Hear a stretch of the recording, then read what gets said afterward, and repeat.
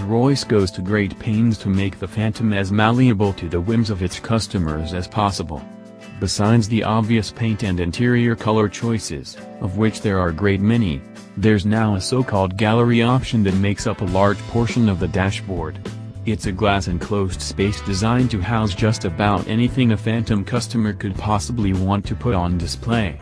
We saw some beautiful ceramic work, jewel-like shell designs, and even a swath of iridescent feathers. Directly in front of the driver is a digital gauge cluster designed to mimic the look of traditional dials. Its resolution is high enough that individual pixels can't be made out from the driver's seat.